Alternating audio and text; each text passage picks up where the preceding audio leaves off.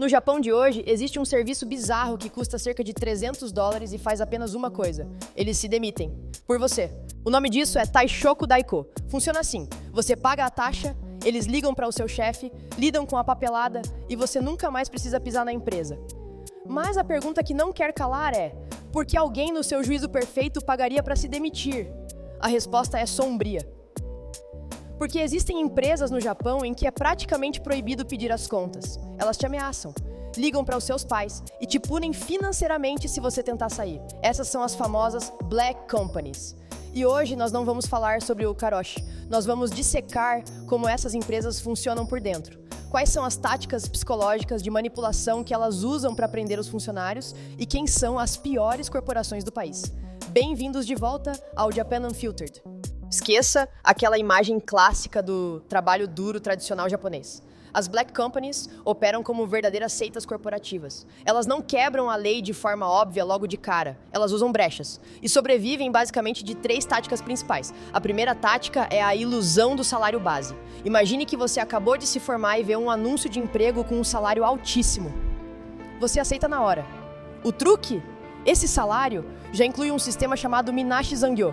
Ou seja, de 60 a 80 horas extras já estão embutidas no seu pagamento mensal. Se você trabalhar 79 horas a mais num mês, o seu bônus é 0. Você já foi pago por isso. Eles te compram por atacado. A segunda tática é o pawahara, o famoso assédio moral ou power harassment. Mas não é só um chefe gritando na sua orelha. É uma humilhação fria e calculada para destruir a sua autoestima. O objetivo é fazer o funcionário acreditar que ele é tão incompetente que nenhuma outra empresa no mundo o aceitaria. Existem casos bizarros de empresas que fazem funcionários escreverem cartas de desculpas públicas e lerem em voz alta para o escritório inteiro ou limparem banheiros com as próprias mãos como punição por não baterem a meta. E a terceira tática é o sequestro do currículo. No Japão, a sociedade julga severamente quem desiste rápido. A ameaça constante dos chefes é clara. Se você sair antes de completar 3 anos de casa, seu currículo ficará manchado para sempre. Você vira um traidor do sistema. A situação ficou tão insustentável na última década que jornalistas e advogados japoneses criaram uma premiação irônica, chamada de Black Companies Award. O objetivo é um só: humilhação pública em rede nacional. A grande vencedora de 2013, por exemplo, foi a rede de restaurantes Watami.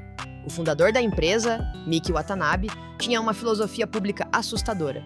Ele chegou a declarar que é preciso trabalhar até que o impossível se torne possível. A Watami virou o símbolo supremo do cinismo corporativo no Japão. A imagem deles ficou tão suja que eles precisaram mudar os nomes das fachadas de vários restaurantes só para tentar enganar os clientes que estavam boicotando a marca. Outro caso emblemático é o da Dentsu, uma das maiores agências de publicidade do mundo.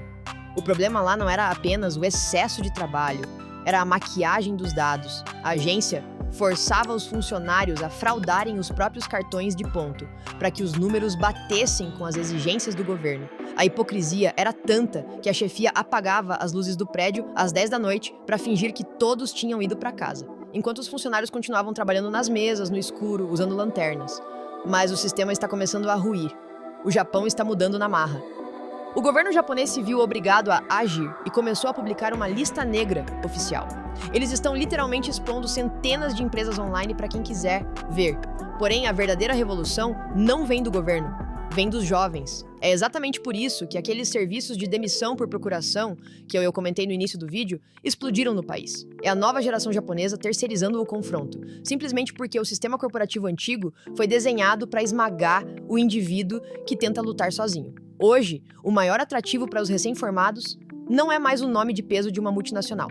São as chamadas White Companies, empresas com selo certificado de boas práticas, que provam que o modelo tóxico não é só cruel, ele é burro e ultrapassado. As Black Companies ainda estão lá. Elas continuam escondidas atrás de logos bonitos e discursos motivacionais sobre esforço em equipe, mas a cortina de fumaça está sumindo.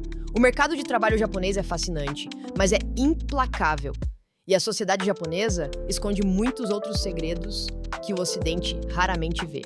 Então eu quero saber de vocês, que outra bizarrice ou polêmica do Japão vocês querem que a gente investigue aqui no canal? Deixa aqui nos comentários. Não esquece de se inscrever no Japan Unfiltered para descobrir o que a mídia tradicional não te mostra.